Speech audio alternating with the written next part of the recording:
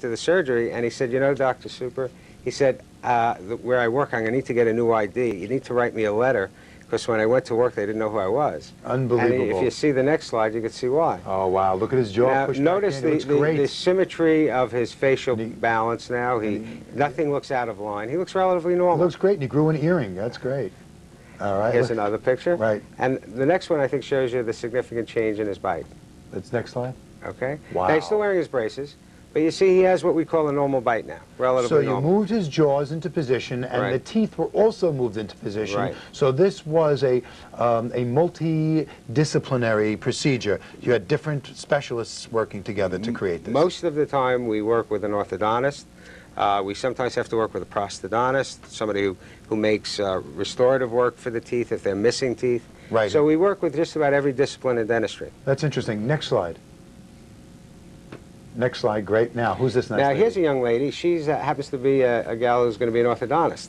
Okay. And she presented to us with a very pretty appearance, but she was very, very upset about the deficiency of her lower jaw. Okay. Now, if you look at the next picture, you see she had what we call a underdeveloped lower jaw problem. Right. Now, she also underwent orthodontics and had surgery about a year ago. And let's look at the next slide. Next slide. Oh, yeah. And look at the proportions of her face now, how much more they're in balance. The next slide, please. Wow. And this is all we did here is we moved the lower jaw forward. Now, that's another kind of problem. People with underdevelopment of one jaw or the other. This is the lower jaw problem. The first case was an underdeveloped upper jaw and a lower jaw problem. Next slide, please.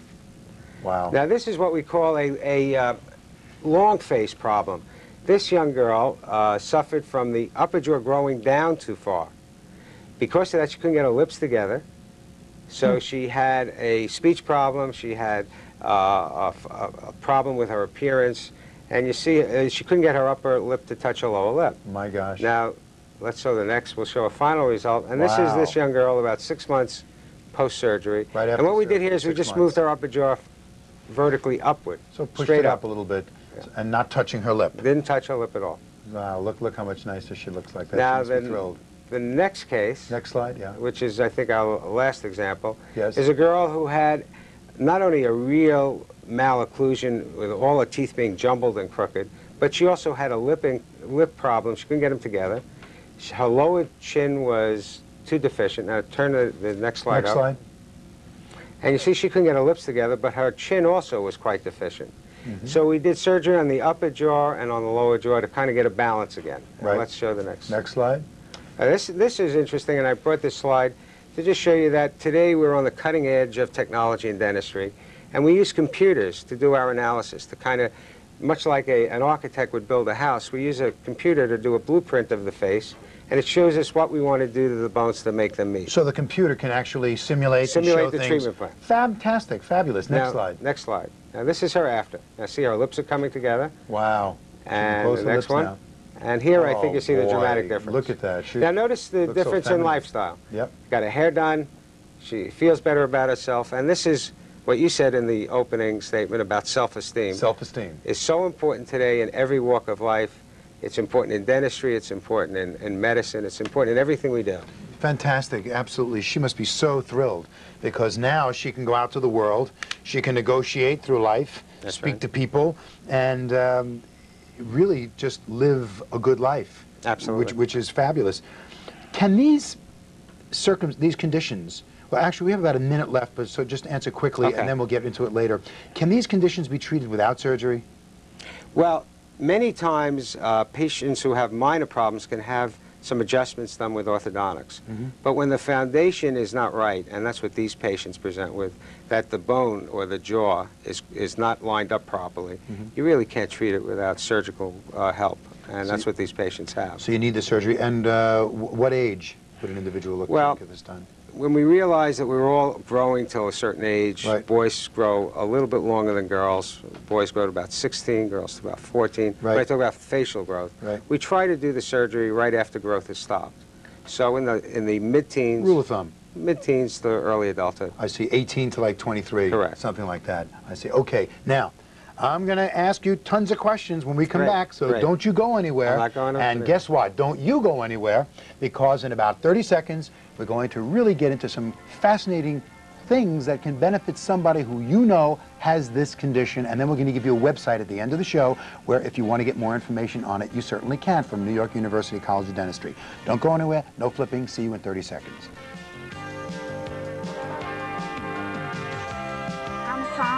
And now our mouth guards. What mouth guards?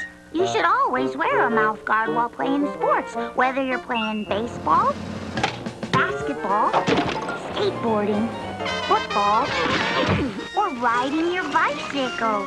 Mouth guards protect your teeth and your smile, and mouth guards are cool. Cool.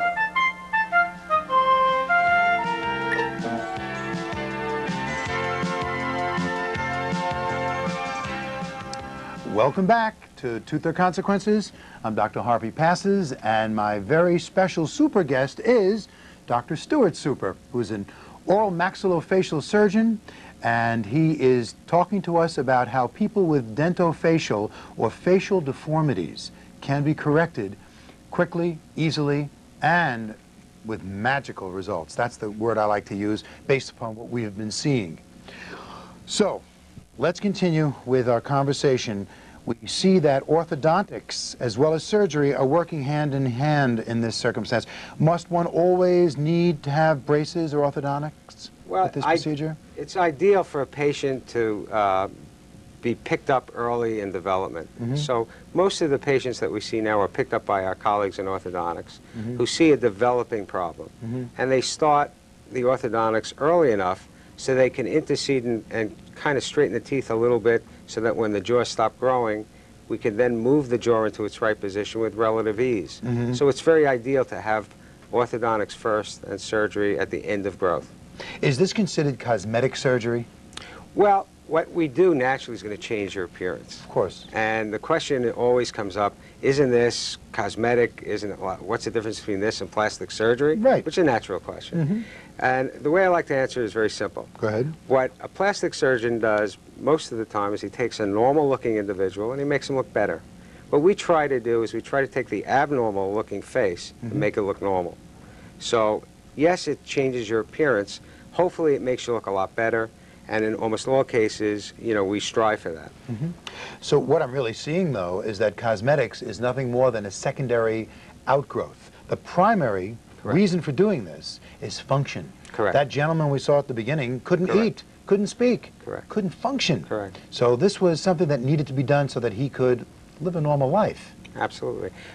We spend a lot of time dealing with third-party insurers, etc., explaining to them the handicapping nature of these problems. Well, let's discuss that, because that's my next question. Is this covered under health insurance? Well, there was a big problem a couple of years ago with the advent of HMOs and managed care programs, whether this would be a covered procedure, which it was always in the past. Right. We have been relatively successful in articulating or speaking to these companies and addressing the handicapping problems that you see here and convincing them that the patients do need it. Right. I mean, we're getting a person early in life so that they can enter into society with good self-esteem and do well in school, do well in a career. So I think it's appropriate to consider it insurable in most cases. Okay. What's involved in this kind of surgery? I want the folks at home to get a sense. What can they expect? What's involved? Do you have to stay overnight in the hospital? Well, you know, this kind of surgery has come a long way. We started out years ago with many of these surgeries taking a long time, requiring several days stay in the hospital. Right, I remember. But, you know, technology's advanced quite a bit in every area, including ours. That's right. So now we could do these surgeries relatively quickly. Most of the surgeries today take between 2 and 3 hours maximum, So which much is shorter than usually. a third to half the time of most of the cases. Therefore, the patients don't have to stay as long in the hospital. Many times they can go home the same day or just stay overnight. So it's a much more comfortable procedures for most people to have. More patient-friendly. Absolutely. What about the complications or the risks? That's always got to be a question asked. Well, surgery is surgery. I mean, to say that it isn't like any other surgery would be foolish. Right. But the risk and complications of this procedure are relatively minor and rare. Obviously, we are working inside the mouth when we do surgery. We don't make incisions outside on the face. That's a plus. Which is a big plus. But we have to be concerned about infections, so we put people on antibiotics as we